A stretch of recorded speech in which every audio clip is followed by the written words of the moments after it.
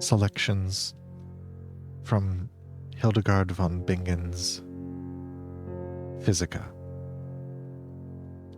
from Book 1. With the earth was the human being created.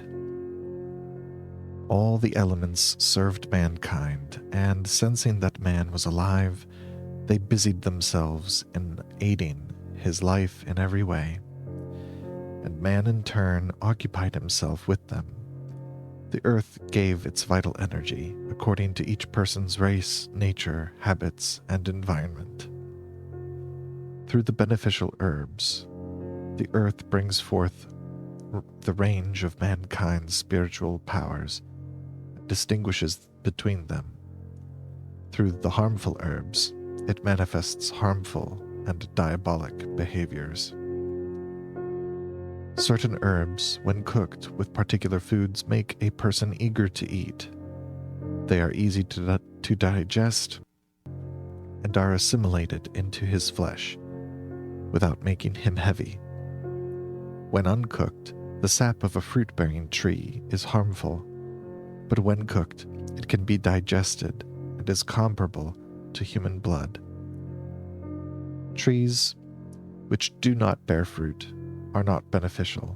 They are only wood, not trees. Their leaves are useless to eat.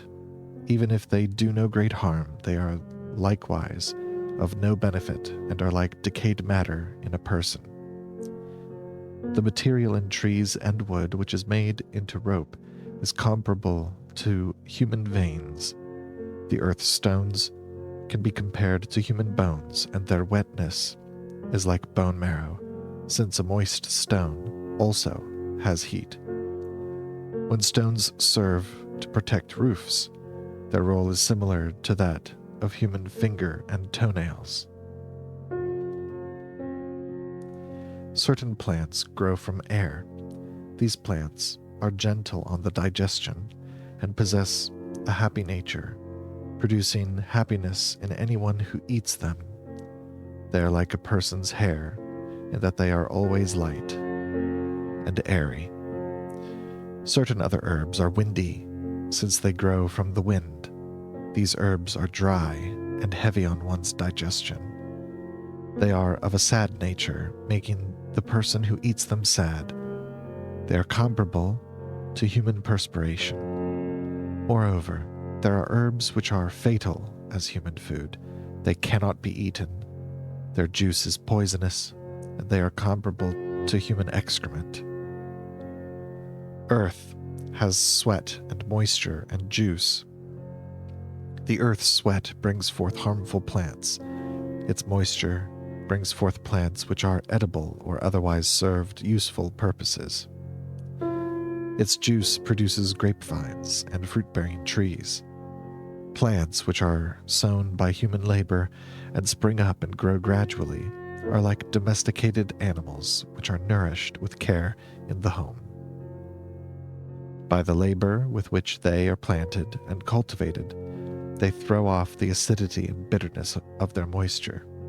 Their juices border on the quality of that of a human and become good and beneficial for his food and drink. There are plants which grow from the falling of their own seed, without human labor, and which, like wild beasts, spring up quickly and suddenly. These are harmful as human food, as a person is reared by sucking milk, eating, and growing in a moderate time, which doesn't happen with these plants. Nevertheless, some of these, used in medicine, suppress harmful or feeble humors in people. Every plant is either hot or cold, and grows thus, since the heat of the herbs signifies the spirit, and the cold the body. They flourish according to their nature, when they abound in either heat or cold. If all herbs were hot, and none cold, they would cause difficulty to the user.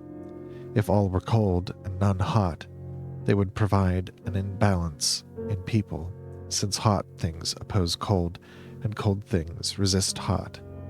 Certain herbs have within them either the power of the strongest aromas or the harshness of the most bitter aromas, whence they suppress and hold in contempt many ills which evil spirits make. There are also herbs which have in them the foam, as it were, of the elements. With them deceived people try to seek their fortunes. The devil loves these, and mingles himself with them.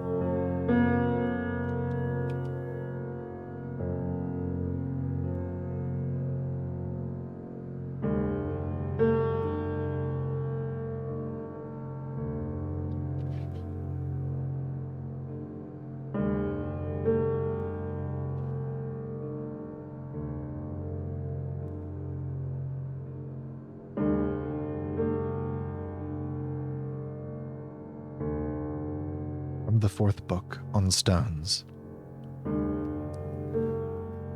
Every stone contains fire and moisture.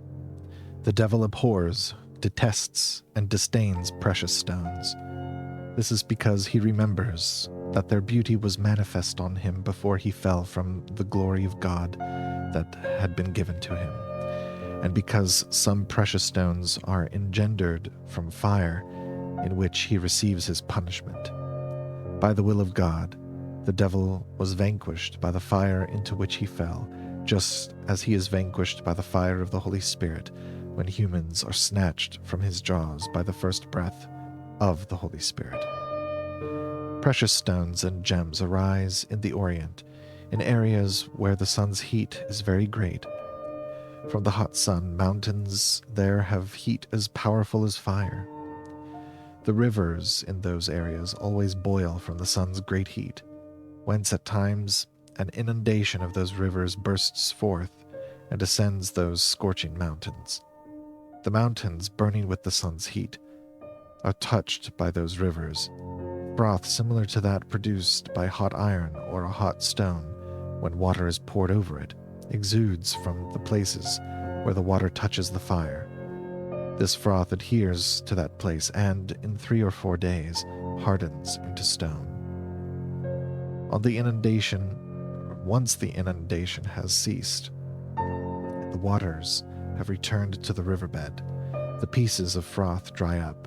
They dry from the sun's heat and take their colors and powers in accordance with the time of day and the temperature. Drying and hardening, they become precious stones and fall onto the sand, just like flaking fish scales. When they flood again, the rivers lift up many of the stones, carrying them to other countries where they are later discovered by human beings.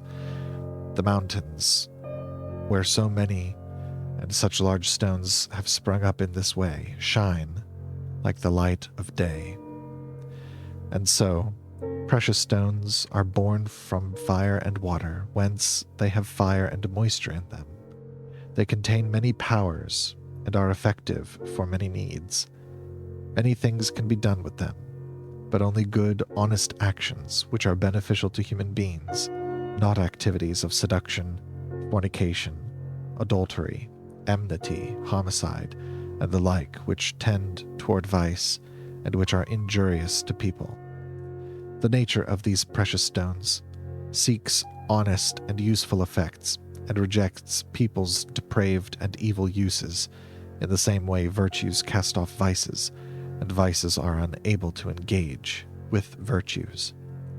Some stones do not originate from these mountains, and are not of the same nature, but arise from other useless things. Through them, with God's permission, it is possible for good and bad things to happen. God had decorated the first angel as if with precious stones. Lucifer, upon seeing them shine in the mirror of the divinity, took knowledge from them and recognized that God wished to do many wondrous things. His mind was exalted with pride, since the beauty of the stones which covered him shone in God. He thought that he could do deeds both equal to and greater than God's, and so his splendor was extinguished. But, just as God restored Adam to a better part, he sent neither the beauty nor the powers of those precious stones to perdition, but willed that they would be held in honor and blessing on earth and used for medicine.